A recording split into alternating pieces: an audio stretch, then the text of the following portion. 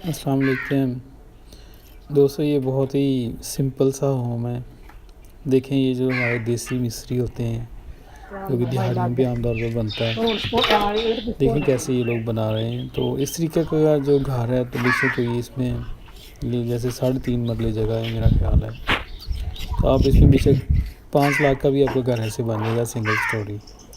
तो असल में ये होता है, आप डिपेंड करता है आपकी घर की क्वालिटी क्या है, आप कैसे इसको बना रहे हैं।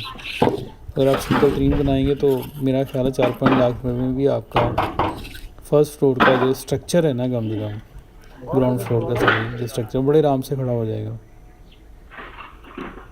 और इसी लेकिन घर की क्वालिटी पे डिपेंड करता है आपकी प्राइस। अगर आप जो मैंने पहले वीडियो बनाई थी वो बेशक आप 40-50 लाख रुपये भी लगा सकते हैं, लेकिन वो फिर आपका किस किस्म का बना रहे हैं, दैट डिपेंड्स ऑन आपकी जो प्राइस।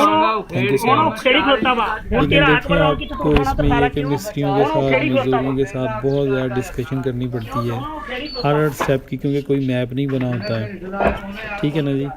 तो आपने हर स्टेप के ऊपर अपनी इंस्ट्रक्शन देनी होती है, उन्होंने अपनी देनी होती है। यहाँ पे आप देख रहे होंगे वो आपस में गुफ्तगू कर रहे हैं कि साहब जी दसो उनकी करना।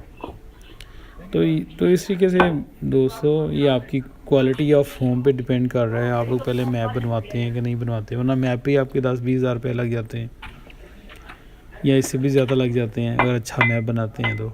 और फिर आपने जो इसकी फाउंडेशन है वो कैसे बनाई है, और आपने पर स्क्वायर फुट तो इसमें कुछ तय ही नहीं होता। जो इस तरह के देसी घर आप बनाएंगे इस तरह का, तो 5 लाख में बन जाएगा। इसमें फिर पत्थर भी लग जाएगा, ये नहीं कि पत्थर नहीं लगेगा, लेकिन वो डिपेंड करता है कि आप लोगों की क्वालिटी ऑफ होम किस तरह की है और आप कैसे काम करवा रहे हैं।